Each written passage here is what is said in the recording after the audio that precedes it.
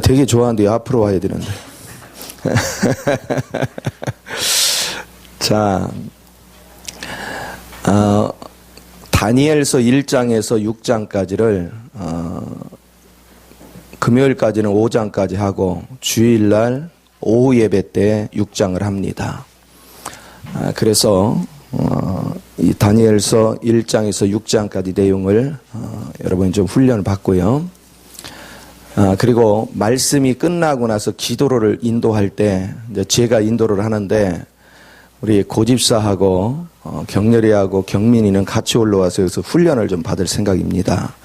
그래서 앞에서 같이 인도를 해야 돼요. 1시간 동안. 그래서 완전히 그냥 특공대를 만들어야 되겠습니다. 자, 그런 줄 알고 딱 대기하고 있다가 기도 시작하면 올라올 건. 자, 우리 다니엘서 1장을 한번 봅시다. 다니엘서 1장.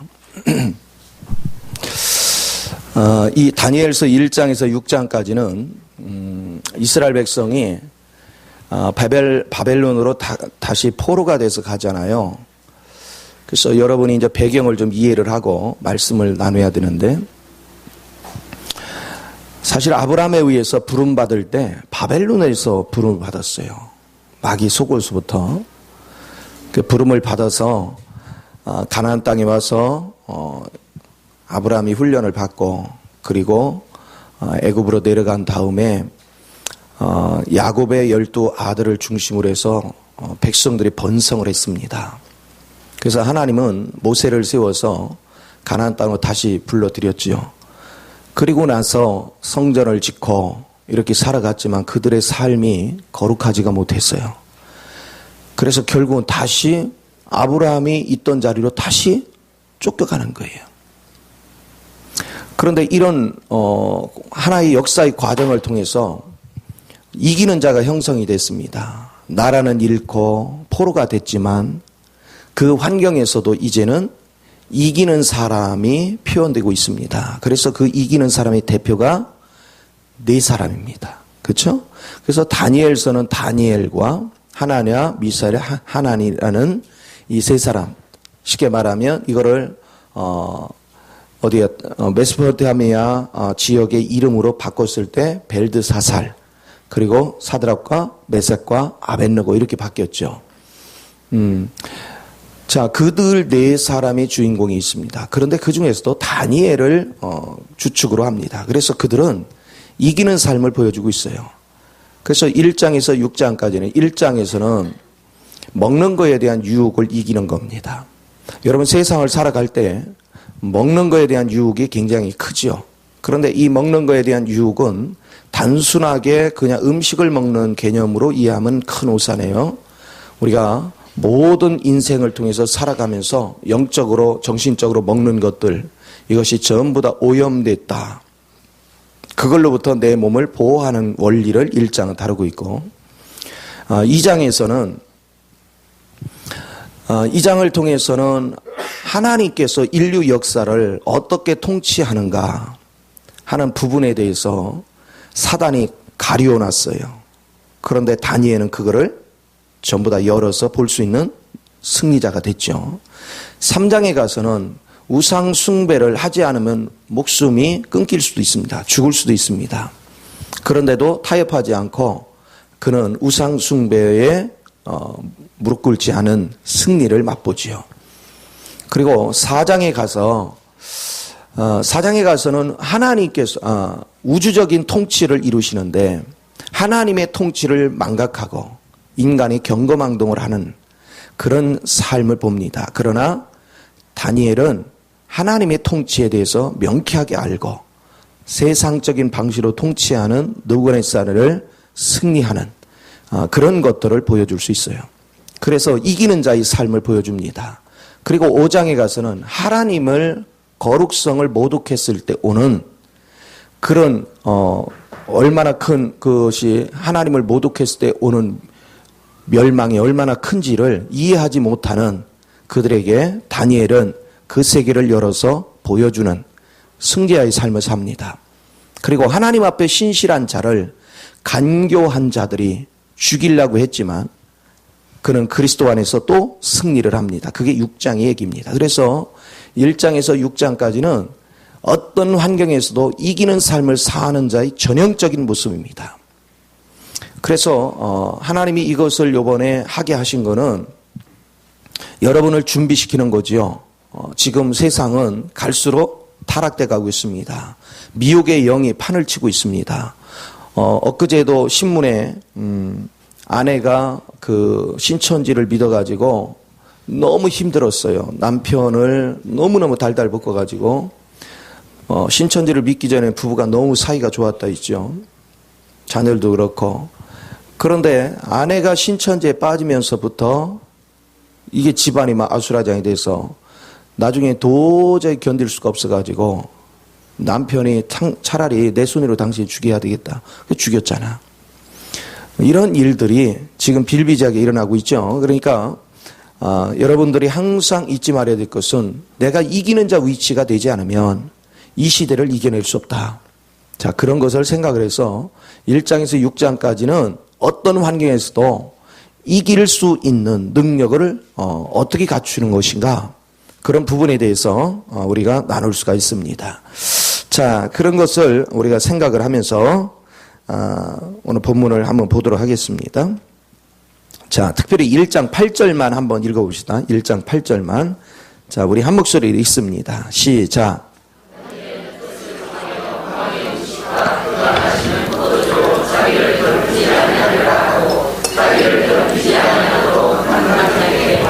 아멘.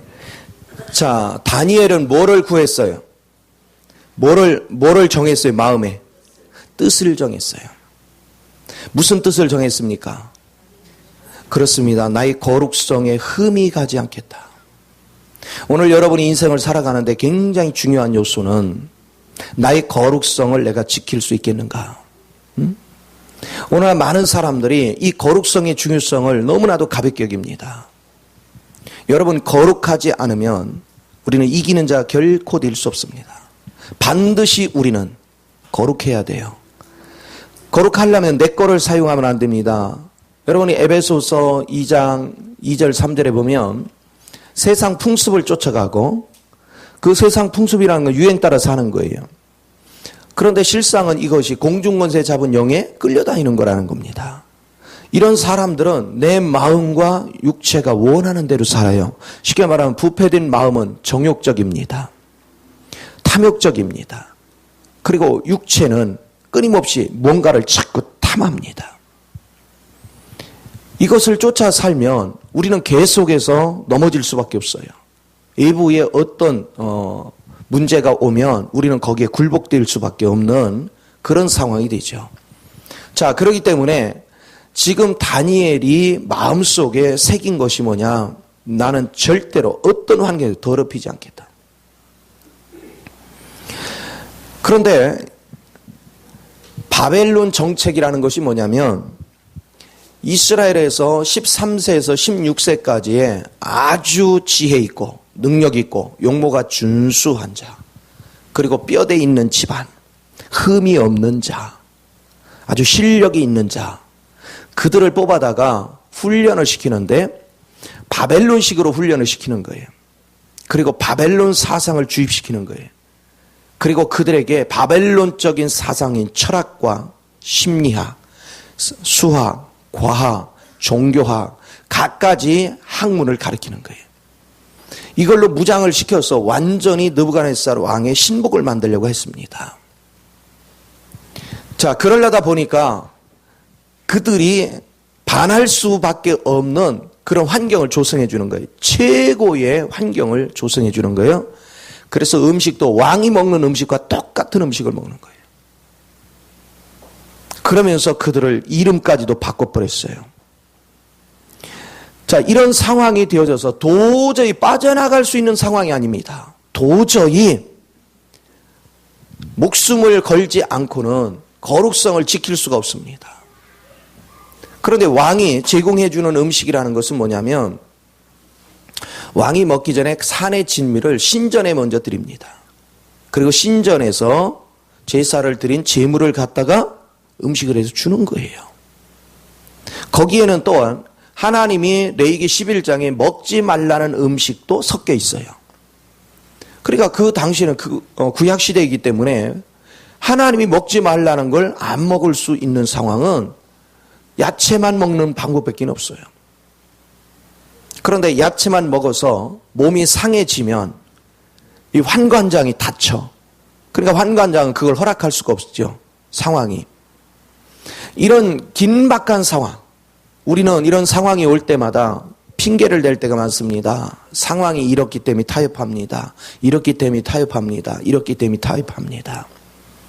오늘 우리가 세상을 살아가면서도 여러분이 항상 잊지 말아야 될 것은, 우리가 세상을 살아가면서 내가 어떤 것을 받아들이는 데 있어서 영적이 됐건 정신적인 것 됐건 육적이 됐건 간에 하나님이 기뻐하는 걸 받아들이냐 이거예요. 하나님의 거룩성을 손상시키지 않는 내용을 내 안에 주입시키는가. 오늘 엄청난 정보화 시대입니다.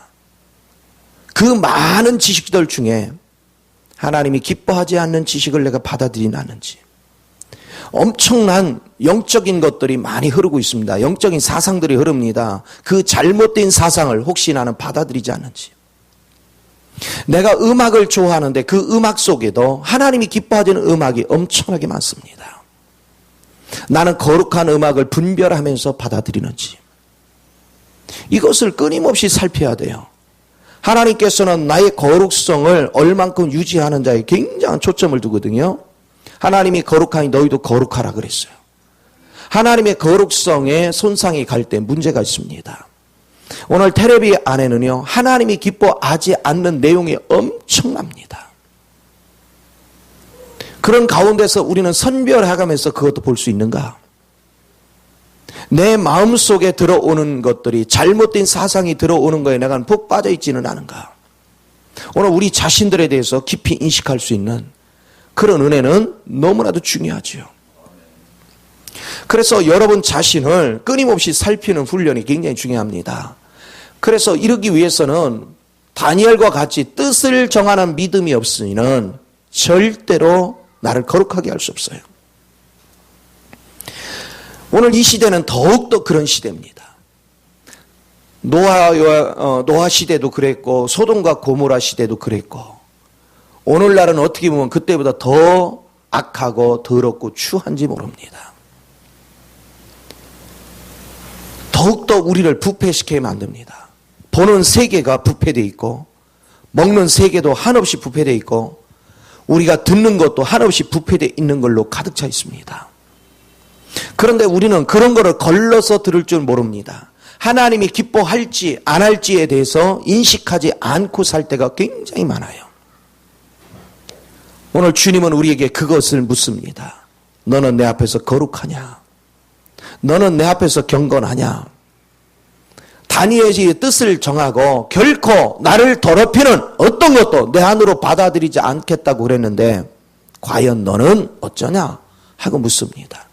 우리가 레위기 11장에 보면 하나님께서는 가축이나 짐승들을 향해서도 먹을 것이 있고 먹어서는 안 될 게 있다고 그랬습니다. 그것은 뭐냐? 바로 굽이 갈라지고 되새김질을 하는 것들은 먹어도 되지만 그렇지 않은 건 먹지 마라 그랬어요. 쉽게 말하면 우리는 항상 어떻게 해야 돼요? 여러분은 영을 분별할 줄 알아야 된다는, 굽이 갈라지는 건 여러분 인생에 받아들이는 모든 요소가 여러분은 분별력이 있어야 된다는 거예요. 그리고 주님 말씀을 먹었으면 끊임없이 되새김질을 해서 내 걸로 만들어야 된다는 거예요. 그냥 이론에 머물르면 안 돼. 끊임없이 되새김질을 해서 내 걸로 만들 수 있는 그런 은혜가 절대 필요하다는 것입니다. 또 물고기들을 보면 물고기는 지느러미가 있고 그리고 비늘이 있습니다. 지느러미는 거슬러 올라갈 수 있는 힘을 나타내고 비늘은 바로 그 염분기가 자기 몸에 쩔어들지 않도록 하는 거예요. 염분은 세상을 얘기합니다. 내가 세상에 나갔을 때 세상에 오염된 것들이 내게 영향을 미치지 않도록 나는 준비되어 있는가? 그리고 나는 그리스도 영으로 깨어서 어떤 세찬 바람이 불어도 어떤 유혹의 바람이 불어도 나는 주님을 향하여 거슬러 올라갈 수 있는 힘이 있는가? 나는 그 능력이 있는가? 그거를 주목하라는 것입니다. 또 공중의 새를 비교할 때 산 것을 먹는 새는 잡아먹어도 되지만 죽은 거를 먹는 거는 못 먹겠어요. 우리도 마찬가지입니다. 우리는 항상 생명 안에 있는 것만 살아있습니다. 그리도 생명 안에 있는 것만 살아있는 거예요. 그래서 살아있는 양식을 즐기는 법을 배워야 돼요. 세상 철학이나 이런 것들은 다 죽어있는 것입니다. 그러나 그리스도의 생명 안에서 나오는 것만이 살아있는 겁니다. 영은 살리는 거예요. 그래서 내가 영의 양식을 즐기고 있는가? 우리 자신에 대해서 깊이 인식할 수 있는 은혜가 굉장히 중요해요. 또 우리는 땅을 밟고 산다고 해서 땅에 있는 거를 취하고 땅에 있는 거에 혈안에서 사는가? 하나님의 입에서 나오는 말씀을 붙잡고 사는가? 그래서 곤충을 얘기할 때도 땅에 기는 것들은 못 먹겠어요. 곤충이 무릎 있어 땅으로부터 틱틱 튀는 거. 그래서 땅으로 의지하지 않고 공중에 매달려 이슬이라든가 벌레를 잡아먹을 수 있도록 그렇게 만들었어요. 그것은 먹어도 된다고 그랬습니다. 오늘날 저와 여러분도 땅에서 나는 거로 인해서 만족하며 살면 안 돼요. 돈이 나의 생명이 전부라고 착각하면 큰 오산입니다.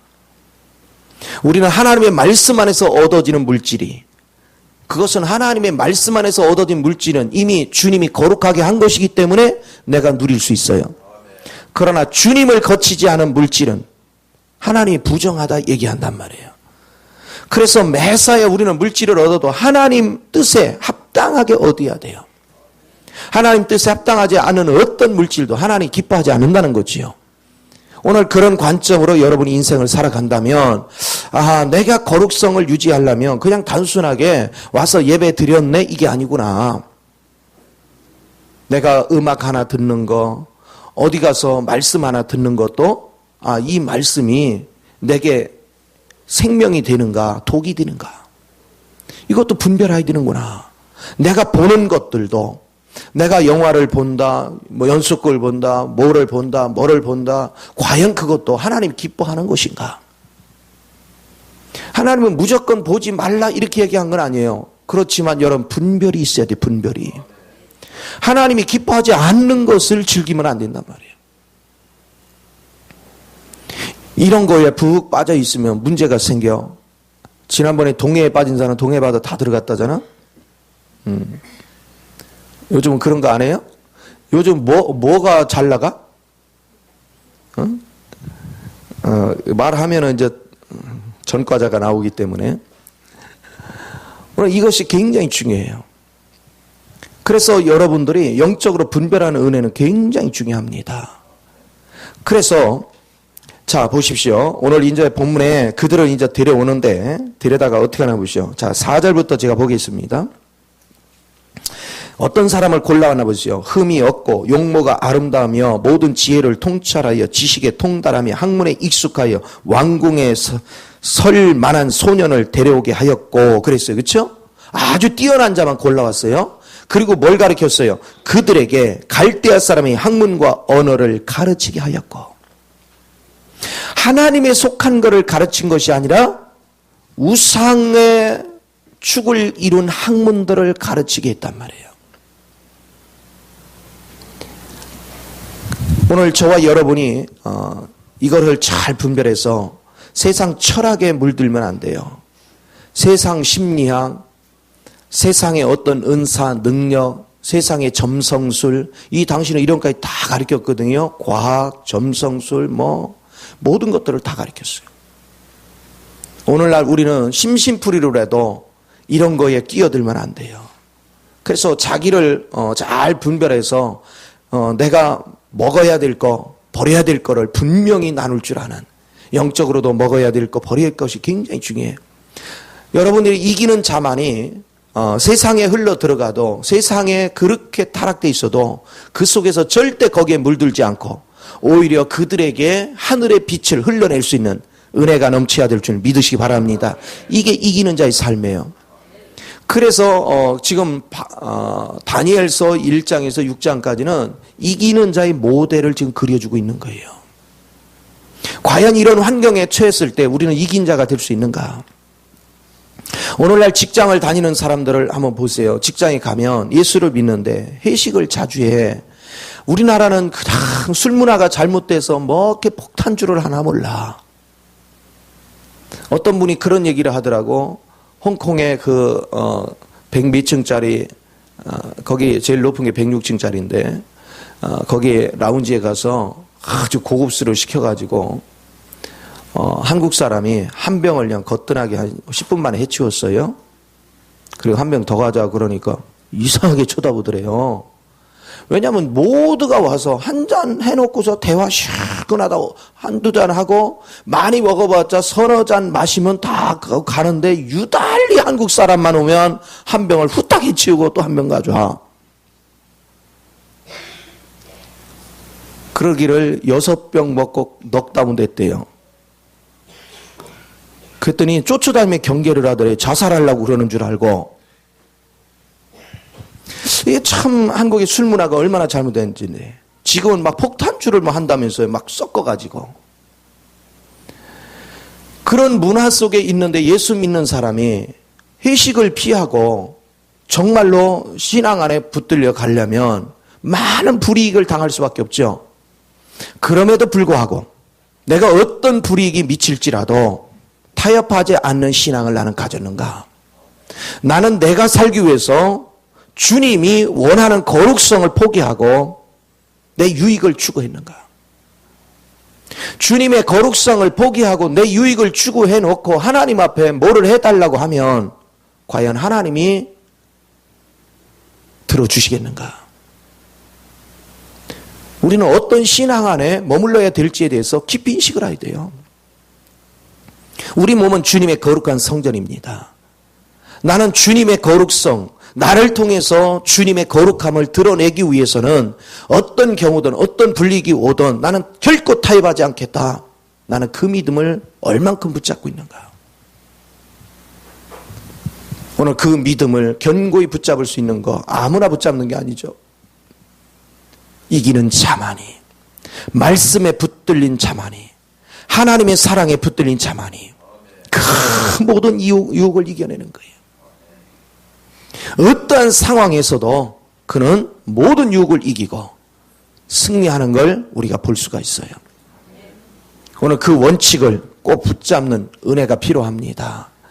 그렇습니다. 그러면서 보세요. 15절에 또 왕이 지정하여 그들에게 왕의 음식과 그가 마시는 포도주에서 날마다 쓸 것을 주어 3년을 기르게 했으니 그 위에 그들은 왕 앞에 서게 될 것이라. 왕이 먹는 음식을 그냥 똑같이 거기 음식을 제단에, 포도주도 제단에 부었던 거 철저하게 그들을 오염시키고 있는 거예요. 철저하게 구별된 삶을 사는 그들을 철저하게 오염시켜서 바벨론 사람으로 바꾸는 거죠. 완전히 체질을. 그러나 많은 사람이 끌려갔습니다. 그러나 그 중에서 유일하게 4명만을 빼놓고는 다 타협했습니다. 자기 배를 불리는데 급급했습니다. 오늘날도 우리가 주님 안에서 살아가면서 내 배를 불리는 데 있어서 합법한 물질이 있고 굶는 한이 있어도 받아서는 안 된 물질이 있어요. 분별이 굉장히 중요합니다. 내 영혼을 도둑질하기 위해서 나를 미혹하는 그런 손길도 있습니다. 순수해서 접대하는 사람도 있고 순수하지 않은 마음으로 접대하는 사람도 있습니다. 이런 거 닥칠 때 여러분은 과연 얼마나 분별력을 가지고 하는가? 나는 어떤 은혜 속에서 하루하루를 살아가는가? 이것은 너무너무 귀해요. 그래서 신앙생활을 하면서 나만 잘하면 되지가 아니었더란 말이에요. 세상을 이렇게 살아보니까 나만 정직하고 나만 바르면 될 것 같았는데 나를 끊임없이 넘어지게 한다고요. 나를 끊임없이 미혹시킨다고요. 나를 끊임없이 타락의 길로 끌고 간다고요. 오늘 주님의 원칙에 붙들리는 훈련이 얼마나 중요한지. 제가 트위터에 글을 올리기 시작하면서부터 정말로 주님으로 사는 사람은 돈을 추구하거나 명예를 추구하거나 외형을 추구하지 않는다. 그런 얘기를 막 썼거든요. 그러면 그걸 추구하는 사람 입장에서는 기분이 좋을 리가 없지요. 그러니까 저한테 공격하겠어요, 안 하겠어요? 공격하지요. 협박성. 그러나 애시당초 그거를 모른 것이 아니거든요. 그래도 정로의 길을 가야 되겠다. 원칙을 가야 되겠다. 아무리 협박을 해도, 아무리 나를 짓밟아도 원칙의 길은 가야 되겠다. 오늘 우리는 사람 앞에 굴복하는 자가 되지 말고 하나님 뜻을 따르는 은혜가 있어야 될 걸 믿으시기 바랍니다. 이렇게 돼야 인생이 성공하는 거예요. 성공이라는 개념은 내 육체의 성공에 초점을 두면 안 돼요. 주님이 나를 통해서 주님이 성공하야지요. 세례 요한이 그 얘기를 하죠. 나는 쇠하여야 되겠고 내 안에 계시는 그리스도는 흥하여야 되겠고. 오늘 주님이 흥하는 삶이 뭔가? 내 육체의 유익을 위해서 내가 불의를 행한다면 주님은 쇠하고 나는 흥할 거 아니에요. 내가 쇠하더라도 주님이 내 안에서 흥왕을 해야지. 주님이 나 때문에 영광을 받아야지. 주님이 나로 인해서 기쁨이 돼야죠. 오늘 주님 안에서 진정한 안식이 뭔지를 알아야 돼요. 먹고 살기에 급급한 인생이 되어지면 그건 불쌍한 인생을 사는 거예요. 내 육신이 그냥 먹고 사는 데만 급급해서 앞뒤 가리지 않고 산다면 그거를 어찌 하나님을 바르게 안다고 생각하겠어요. 우리가 진정으로 이기는 삶이 되려면 내가 굶어 죽는 한이 있어도 이게 먹을 거 먹어도 되는 건지 안 되냐 잘 분별하고, 아니면 굶는 한이 있어도 버릴 줄 아는 은혜가 필요하다, 그런 얘기입니다. 그렇게 될 때 하나님이 내 인생을 책임지는 거예요. 그렇게 될 때 하나님이 나를 돌보시는 거지요. 이게 신앙의 기본입니다. 신앙의 참된 기본은 여기서부터 시작되는 거예요. 나를 거룩하게 하기 전에는 절대 하늘문이 열리지 않습니다. 내가 거룩함을 지킬 때 하늘문이 열리는 거예요. 나를 정결하게 하는 자. 오늘 그 그리스도 안에서 우리는 사는 법을 자꾸 배우셔야 돼요. 그러면서 여기 보니까 6절에 보니까 그들의 이름까지 바꿔버립니다. 자, 여기 보면 그들 가운데는 유다 자손 곧 다니엘과 하나니와 미사엘과 아사엘이 있었어요. 다니엘이라는 뜻은 하나님은 나의 심판자다, 그런 뜻이거든요, 다니엘은.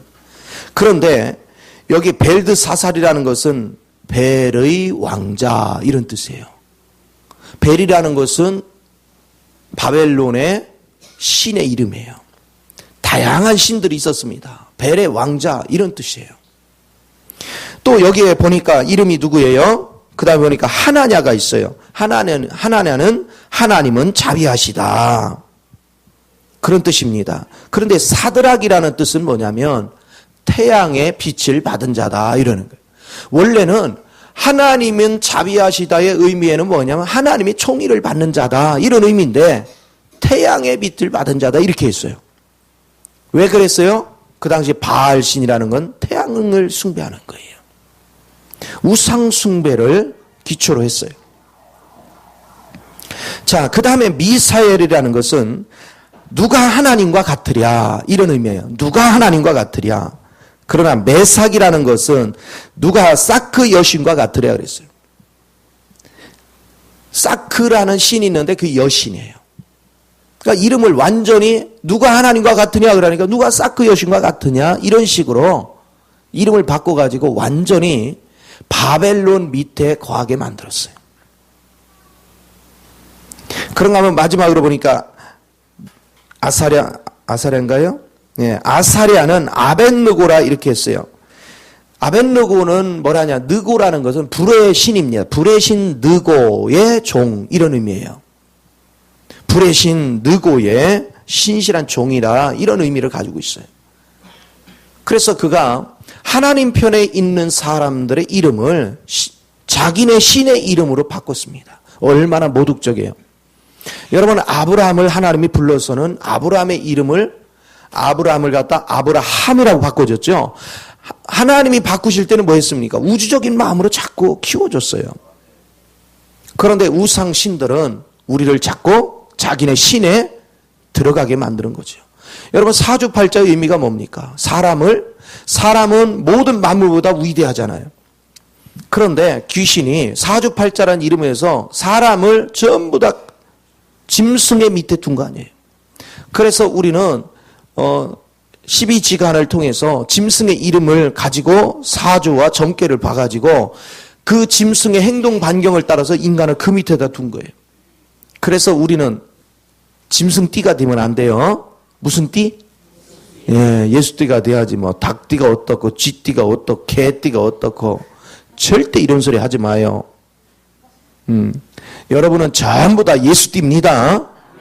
예수띠가 돼야 돼요. 개띠 손 들어봐요. 개띠. 쥐띠 손 들어봐요. 닭띠.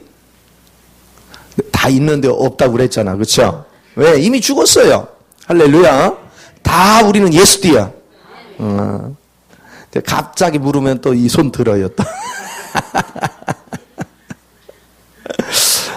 절대로 우리는 이런 짐승의 띠에 속하는 건 전부 다 사단이 인간의 존엄성을 무시하고 짐승 밑에 둔 거예요. 그래 어리석잖아요. 그러니까 사주, 팔자, 뭐 도정, 미길이 어떻고 막 하는 것들이 전부 다 짐승을 연구해서 짐승 밑에 뒀어요. 우리 부부는요 사주를 딱 봤다고 결혼한다고 그러니까 어머니가 사주를 봐왔대. 아니래 너희들 둘은. 절대 아니래요. 스님이 봐줬다는데 절대 아니래요. 사주가 안 맞는데 왜 안 맞느냐. 나는 닭은 언제가 최고 절정이야. 새벽이죠. 그런데 나는 밤 9시에 낳네.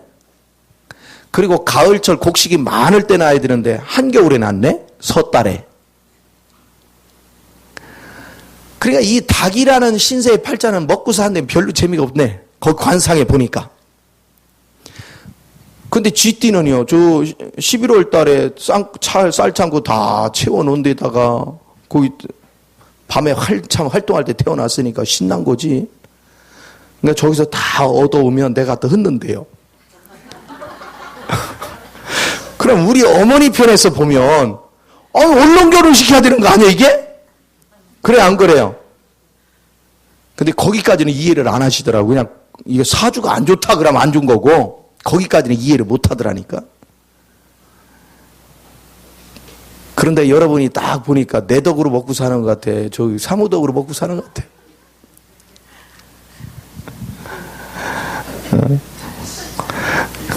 사무 기도덕으로 먹고 산다 할 말 없어. 어찌 됐건 간에 예수띠로 바꾸니까 궁합은 아무 상관없고 사주도 아무 상관없어. 오늘 복을 주시는 분은 예수님입니다. 그리스도를 붙잡는 은혜가 여러분 삶을 자꾸 지배하게 만들어야 돼. 그러니까 절대로 우리는 이런 거에 속지 않는, 그래서 여러분 점성술이나 이런 거 심심풀이라도 절대 그런 거에 눈 돌리지 마요. 그런 거 장난 삼으로도 하지 마요. 우리 주님께서 에베소 5장에서 뭐 하느냐면 누추한 것들은 말하지도 말고 생각지도 말라고 했어. 그런데 우리는 심심풀이로 그냥, 근데 자신도 모르게 그 사상이 자기를 지배하고 있다는 사실을 몰라. 절대 자신을 오염시키는 행동을 하지 않는 저와 여러분이 돼야 될 줄 믿습니다. 주님은 이것을 기뻐하시는 거예요. 그래서 주님이 주목하는 것입니다. 그렇다면 이 거룩이 왜 이렇게 중요합니까? 자, 여러분 결혼을 하는데 마침 참 우리 은희가 참 6월 9일 날 결혼을 하지, 성진이 하고. 둘이 잘 앉아 있어. 할렐루야. 자, 지금부터는 은희 마음속에 누구만 있어야 돼요? 하나님 빼고는 누구만 있어야 돼? 크게 왜 봐? 누구만 있어야 돼? 할렐루야. 성진이 마음속에는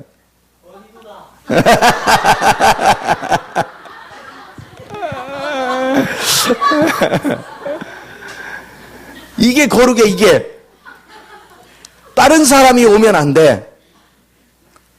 만약에 길거리가 은희가 딱 가는데 어떻게 성진이보다 더 멋있는 애가 피리 꽂혔어.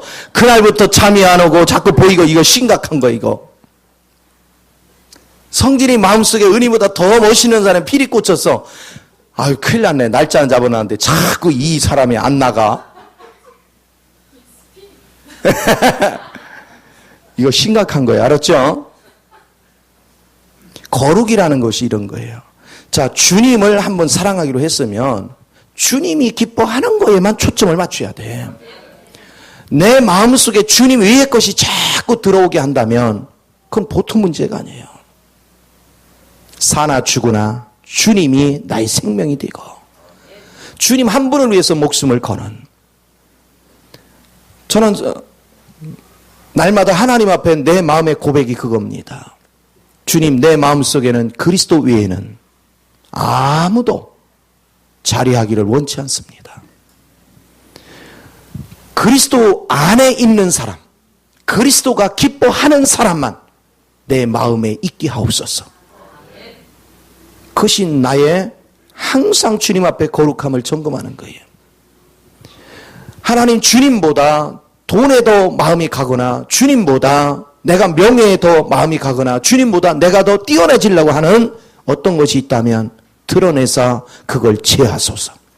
오직 나는 예수 영광만 드러내기 원합니다. 바울은 그 고백을 했잖아요. 내가 사나 죽으나 내게 사는 분은 그리스도다. 내가 살아도 그리스도를 위해서 죽어도 그리스도를 위해서. 그래서 내가 사는 게 유익한지 죽는 게 유익한지 나도 모르겠다. 나 한 가지 분명한 것은 내가 살아서 유익한 것은 나 자신은 사나 죽으나 상관없는데 내가 삶으로 여러분이 유익이 있더라 이거야. 야, 얼마나 멋있는 인생입니까? 저는요 거기서 막 가슴이 벅차올랐거든요. 그걸 맨 처음 읽을 때. 왜 그러느냐, 내가 오늘 존재를 하는데 누군가에게 필요한 존재로 산다는 거예요. 내가 누군가에게 유익한 존재로 산다는 거예요. 내 자신이 구걸하듯이 인생을 준비하고 사는 인생이 아니고 내가 존재함으로 많은 사람에게 유익이 된다는 거예요. 그래서 내 생명은 더 살아야 된다는 거예요. 많은 사람이 유익을 주기 때문에. 오늘 세상에는 내가 존재하지만 존재 가치가 없는 사람도 있어요. 내 유익밖에는 다른 사람을 향해서는 전혀 존재 가치가 없는. 또 어떤 사람은 다른 사람에 대해서 피해만 주는 사람이 있어요. 그런데 내가 다른 사람에게 유익된다. 내가 존재함으로 너희에게 유익이 있다. 얼마나 아름다운지 모르겠어요. 그런데 누구에게 그런 사람이 있느냐? 하나님의 영으로 거룩하지고 하나님의 능력을 가진 자, 하나님의 풍요를 가진 자. 요셉이 하나님의 풍성을 가졌더니 세상에 배고픈 자들이 전부 다 요셉을 찾아온 것 같이 오늘 주님의 거룩함으로 말미암아 주님의 풍성을 가진 자에게 수없이 영적으로 목마르고 배고픈 자가 찾아온단 말이에요. 그래서 와서 해가를 봐고 와서 배고픔을 해소할 수 있는 그런 은혜를 갖는다는 거, 이게 얼마나 아름다운지. 요한복음에서 예수님을 닮으면 예수님이 무슨 일을 하셨습니까? 죽은 영혼을 거듭나게 해서 살리고 세상 걸로서 만족을 못하고 매일같이 목마르 하는 자를 영생하도록 솟아난 샘물을 줘서 그로 만족하고 오히려 자랑하면서 다닐 수 있도록 만드시고 안진뱅이 인생을 일으켜 걷게 하고 배고픈 자를 먹이고 목마른 자를 오히려 생수가 흘러 넘치는 자로 변화시켜 놓고 죄 가운데 넘어지는 자를 빛 가운데로 나오게 해서 거룩한 인생이 되게 하시고 그리고 율법에 갇혀서 세상 물정 알지 못하고 하나님의 세계를 알지 못하는 자 시야를 열어서 아버지의 비밀한 세계를 볼 수 있는 눈을 열어주시고 얼마나 멋진 인생입니까? 우리가 그리스도의 영으로 붙잡혀 있으면 여러분 단순하게 물질 축복 뭐 주고 이런 관념이 아닙니다. 내가 존재함으로 해서 내가 사는 모든 위치에서 많은 사람에게 영향을 끼쳐서 그 사람들에게 소망을 주고 그 사람들에게 힘이 지고 그 사람의 능력이 되어질 수 있는 그런 은혜의 삶을 살 수 있다는 거, 그게 얼마나 멋진지. 이것은 오염물질이 내 안에 들어와서는 결코 이루어지지 않습니다. 누가 하나님을 보느냐? 마음이 청결한 자가 보는 거예요. 내 마음에 예수 외에는 아무것도 없어야 되어 순수하야만 아버지 세계가 보입니다. 순수한 마음을 가지고 아버지 세계를 본 자만이 다른 사람에게 하늘의 세계를 반사해낼 수 있어요. 하늘의 세계를 보여줄 수 있어요. 이거를 알면서 인생을 사는 거 얼마나 가치가 있는지. 제가 하나님을 알아가면서 내가 항상 감격해하는 게 그것입니다. 주님을 안 게 첫 번째 행운이고, 두 번째는 주님 안에서 주님의 거룩한 세계를 누릴 수 있었다는 거예요. 예수를 믿고도 주님의 거룩한 세계를 누리지 못한 사람 엄청나게 많은데, 그 세계가 누려지고 만져지고 알아지고 깨달아지고, 그 거룩한 세계를 누리면 누릴수록 줄 것이 얼마나 많은지, 그리고 주님의 거룩한 세계에서 세상을 바라보니까 세상이 얼마나 오염되고 더럽고 추한지, 내가 깨닫기 전에는 그 오염된 세계에서, 그 어떻게 보면 돼지 우리 같은 데서 돼지가 똥을 싸고 뒹구는 것 같이 내가 그런 인생을 살고 있었어. 정신적으로도 영적으로도 내가 육적으로도 추하고 더러운 거, 그저 목구멍이 포도청이라고 이거 하나 어떻게 좀 유지해 보려고 막 진짜 추하고 더러운 인생을 살았어요. 때로는 밥 먹듯이 거짓말을 하고, 먹고 살기 위해서 뻔한 거짓말을 하고 살고, 이런 것들이 얼마나 많았던지. 내 의지와 상관없이 어떻게 하든 사람 비유 맞춰가지고 돈 한 푼 벌으려고 가가지고 의지와 상관없이 술을 먹고 그들과 어울려지고, 그런 추한 인생들을 내가 얼마나 많이 살았는지. 주님을 알고 나서 보니까 이게 인생이 전부가 아니더라는 거예요. 인생이 차원 높은 인생이 있더라는 거예요. 인생이 땅의 인생이 아니라 하늘의 인생이 있더라는 거예요. 오늘 다니엘은 그 인생을 붙잡을 줄 알았습니다. 그 어린 나이에, 지금 13살에서 16살 요 사이에, 요 나이에, 지금부터 AD 605년 이 당시거든요. 갈그미스 전투가 끝나고 나서 바로, 갈그미스 전투는 바벨론과 애국과의 전투인데, 이때 바벨론에 의해서 애국이 완전히 전멸하다시피 하거든요. 그걸로 인해서 그 중간 나라에 있는 이스라엘까지 다 포로로 잡혀가는 거예요. 그게 BC 605년도의 일입니다. 그런데 그때 13, 16세 요 정도밖에 안 된 나이에 어찌하여 이렇게 철두철미하게 뜻을 정할 수 있냐 이거죠. 그것도 지금 바벨론 왕이 이게 보통 왕입니까? 세계를 그 당시 최고의 왕인데 그가 명령한 것을 단호하게 거역하고 그가 거룩한 길을 취하려고 한다는 거, 이것은 엄청난 거죠. 지금 여러분 읽어보니까 바벨론의 왕이 철저하게 바벨론의 사람, 바로 자기네 우상의 사람 만들려고 지금 철저하게 하고 있잖아요. 그런데 그런 상황에서 철저히 자기의 거룩함을 유지한다는 거, 그가 살아가면서 한 번도 타협하지 않고 목숨을 걸고 그 길을 가는데, 그가 거룩한 길을 추구하니까 하나님이 책임져 주시더라. 끝까지 보호하시잖아. 수없는 위기가 있었지만 한 번도 그는 타협하지 않았습니다. 원칙의 길을 고수했습니다. 그는 환관장에게 떳떳하게 담대하게 요구했습니다. 나는 고기 안 먹고 야채 먹겠습니다. 네가 얼굴이 그렇게 먹어가지고는 얼굴에 초췌해지면 내가 죽는다. 그러니까 그럼 시험해 보세요. 열흘만 나 야채만 주고, 열흘 후에 봤더니 야채만 먹은 그가 훨씬 얼굴이 환해졌어. 이것도 하나님의 도움이지요. 하나님의 돌보심이 있었기 때문에 그만큼 다니엘은 철저하게 하나님이 나를 지켜줄 걸 믿었어요. 하나님이 나의 힘이 되시고 능력이 되시고 모든 것을 이루실 걸 확실히 믿었어. 이 믿음, 이것이 우리를 승리케 만듭니다. 여러분, 세상이 살아가면서 여러분 힘든 이유는 간단합니다. 거룩함이 없어서 힘든 거예요. 세상이 왜 살기가 힘드냐? 거룩성을 잃어버려서 그런 거예요. 나도 거룩성을 잊어버렸지만 주변 사람이 다 거룩성이 없어. 그러니까 거룩성을 잃으면 사람이 탐욕이 가득 차요. 남을 짓밟고 내 이득만 챙기려고 한다고. 남을 해코지하고 내 것만 챙기려고 그래. 그래서 사기치고 도둑질하고 남을 마음 아프게 하고 집 밟아요. 그 예수 믿는다 하면서도 그렇게 사는 사람이 얼마나 많은지 몰라. 자기 손해보기 싫어가지고 막 있는 욕 없는 욕 다 하고 막 집 밟아가면서 주변 사람 상처 입히고 고통을 줘가면서 사는 사람이 얼마나 많은지 몰라요. 예수 믿는다 하면서. 그래 놓고서 축복이 오기를 기대해.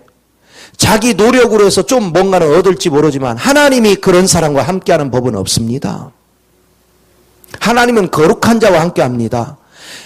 지금 온전히 거룩하지 못하더라도 거룩해지기 위해서 하나님께 집중하고 범죄하지 않고 거룩하게 살려고 하나님께 나아가는 자를 하나님 지켜주시는 거예요. 하나님 보호하시는 거예요. 설령 넘어져도 하나님이 일으켜 세우시고 하나님이 이끌어 주시는 거예요. 어떻게 하든 우리는 주님 앞에서 거룩한 인생을 살기를 뜨겁게 갈망할 줄 아는 저와 여러분의 인생이 돼야 됩니다. 주님은 이것을 우리에게 요구하고 있어요.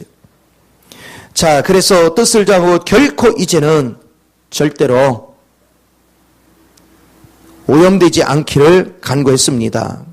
자, 이제 또 보도록 하겠습니다. 자, 시험하는 장면까지 쭉 봤어요. 이제 16절을 보겠습니다. 17절부터. 자, 영적 승리를 이루었습니다. 그래서 17절에 이제 이 결과 하나님이 무엇을 줬는가를 봅시다.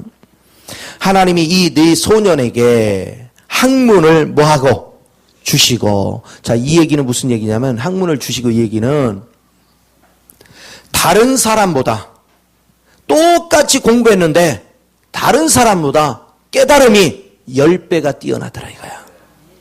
그래서 여러분 예수를 알고 예수 안에서 공부하는 자는 10배로 뛰어나지는 거예요. 인간의 방식으로 사는 것이 아니다. 그래서 자, 학문을 주시고 모든 서적을 깨닫게 하시고 지혜를 주셨으니 모든 서적을 다 깨우쳐서 다른 사람들은 공부하고 암기해도 어려운 거를 이 사람은 읽을 때마다 원리, 본질을 깨닫게 한단 말이에요. 뛰어나게 만들어요. 그래서 우리가 잊지 말아야 될 것은 여러분이 정결하고 거룩한 삶을 추구하며 오직 하나님 한 분으로 만족하면 공부를 해도 뛰어납니다. 다른 사람을 압도합니다. 주님 지혜 안에서 얻는 것은요, 누구도 이길 수가 없어. 우리가 고린도전서 1장 25절에 세상의 뛰어난 지혜보다 주님의 가장 부족한 지혜가 훨씬 뛰어나다 그랬어. 내가 그리스도 안에서 지혜를 가지면 그 사람은 결코 누구도 이기지 못해요. 학문이 우리를 이기는 게 아닙니다. 하나님의 지혜가 우리를 이기게 합니다. 하나님의 지혜를 붙잡아야 돼요. 오늘 하나님의 지혜만이 우리 삶을 풍요롭게 하는 걸 보게 돼요. 그래서 지혜를 주시니 다니엘은 또 모든 환상과 꿈을 깨달아 알았더라. 다니엘에게는 또 하나 특별한 걸 줬는데 환상과 꿈을 의미 속에는 뭐가 있냐면 우주의 이치를 다 깨달은 거예요. 하나님이 운행하시는 우주의 이치를 다 깨달을수록 하나님 다 열어주신 거예요. 오늘 그 은혜 속에 온전히 붙들리는 거. 아하, 결국은 여러분이 보세요. 하나님께 올인했더니 하나님이 세상 사람은 도저히 따라잡을 수 없는 지혜와 지식과 능력을 주셨어요. 이거 가지면 세상을 살아가는 데 있어서 사업을 하든 무엇을 하든 간에 다른 사람을 압도하잖아요. 뛰어난 지혜를 가지니까. 그러면 다 승리하게 돼 있죠. 그래서 제가 여러분한테 그렇게 강조하는 거, 그 나라 그 일을 구하면 하나님께서 뛰어나게 해준다. 여러분 대학을 가는 학생이 있으면 너 3학년이니까 이제 공부해야지. 그러고서 예배 빠지고 못 빠지고 그 애가 잘 되는 거 봤어요? 예배 시간 잘 빠져가지고 잘 되는 거 봤냐고.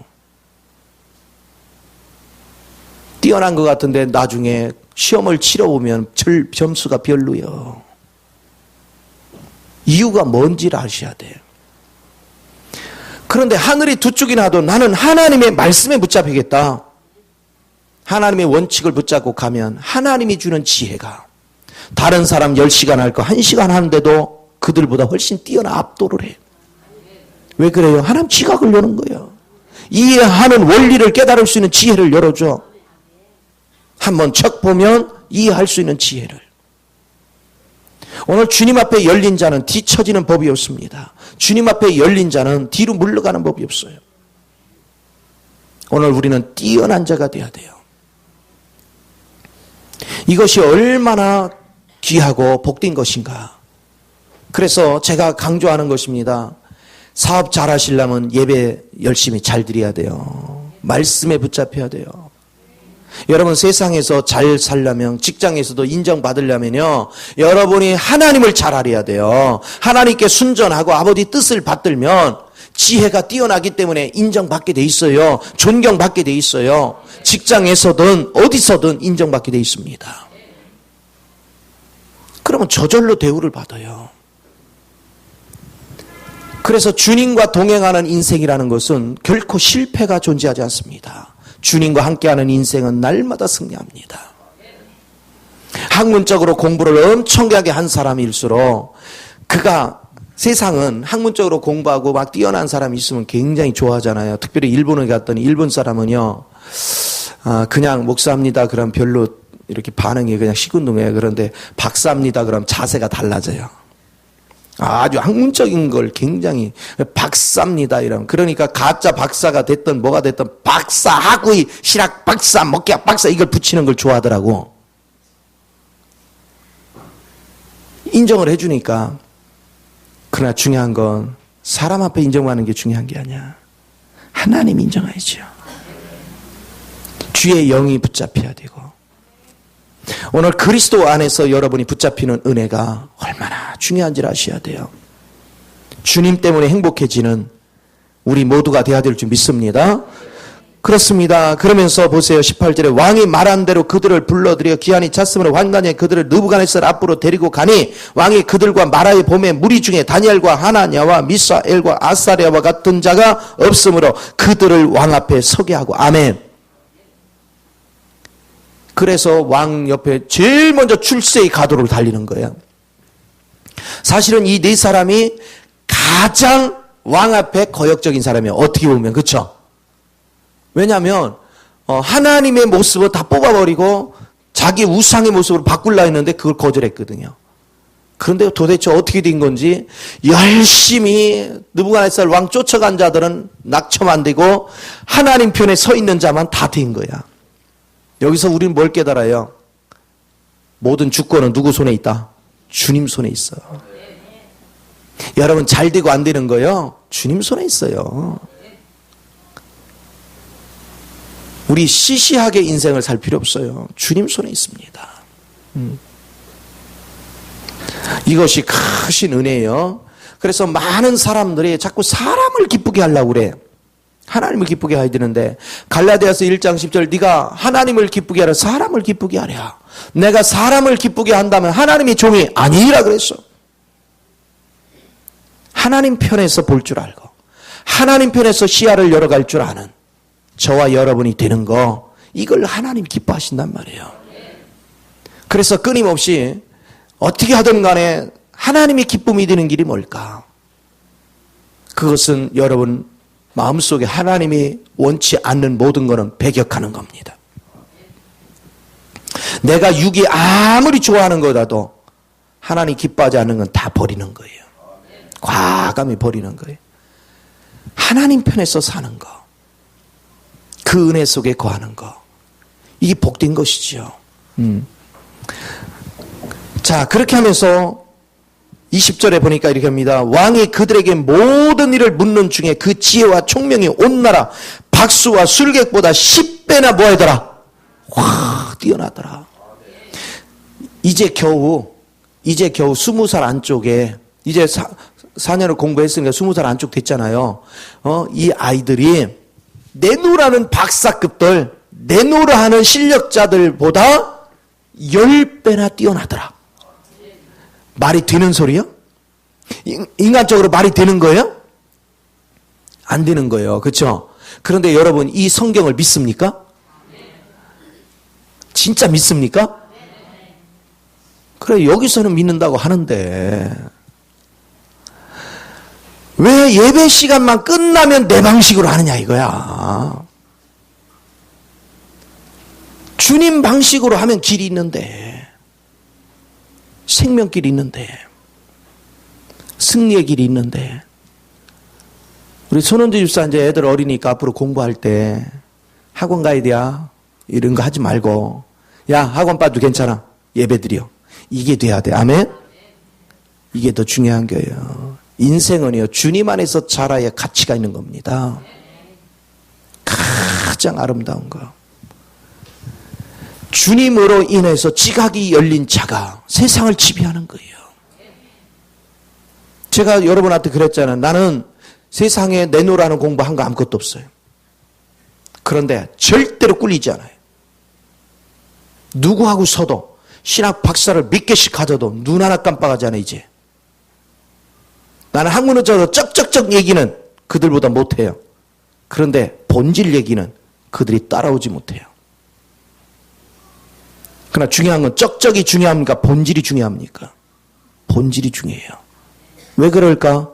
난 주님을 만짐받이고 내가 주님을 겪었어요. 주님을 알았어요. 오늘 주님을 아는 자가 복이 있는 것입니다. 여러분이 주님을 알면 모든 세계가 열립니다. 그러나 그 주님은 아무나 열리는 게 아니라 마음이 청결한 자가 열린다고 했어요. 내 마음이 거룩해져야 돼요. 내가 순수해야 됩니다. 주님 한 분으로 만족해야 돼요. 내가 세상과 벗하는 것이 가늠하는 것이라고 했습니다. 내 마음을 더럽히는 자에게는 하나님이 역사할 수 없어요. 아버지 마음으로 내가 뜨거워지고 아버지의 실체를 가질 때 하나님이 피로 적절하게 안배하시고 일으켜주시고 세워주시는 걸 믿으시기 바랍니다. 오늘 저와 여러분이 그 믿음 안에 붙들리는 은혜의 삶이 얼마나 중요한지. 그런가 하면 마지막 절에 이렇게 해요. 다니엘은 고레스 왕 원년까지 있느니라 그랬어요. 세상에 고레스 왕 원년까지, 이때까지가 요 때로부터 몇 년이냐? 약 60년 후, 70년 후까지. 쉽게 말하면 지금 20살이 다 됐으니까 이때로부터 70년 후까지 있어. 그럼 몇 살까지 사는 거예요? 그 당시 보통 60세 이렇게밖에 못 살 때 90이 넘도록 사는 거예요. 정확한 나이는 밝혀진 게 없어서 몰라요. 그러나 대략적으로 보면 그래서 70년을 다 있었기 때문에 와서 배운 그 4년을 빼면 86세로도 볼 수도 있고, 그리고 이때를 포함하면 90세로도 볼 수 있는데 최소한도 86세 이상은 살았다.